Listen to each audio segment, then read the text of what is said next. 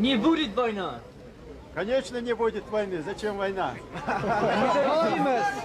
Мы пока договорились на мирном решении по военному аспекту.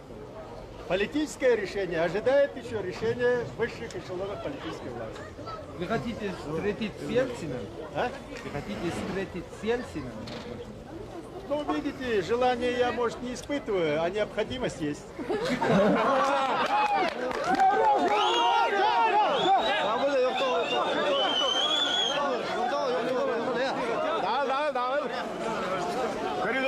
Коридор.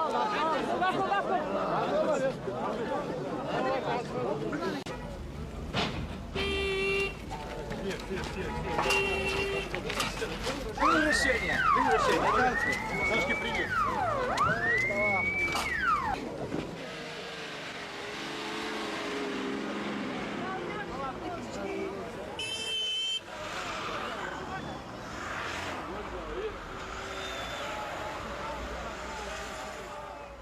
Абсолютно желания нету с Ельциным садиться за стол.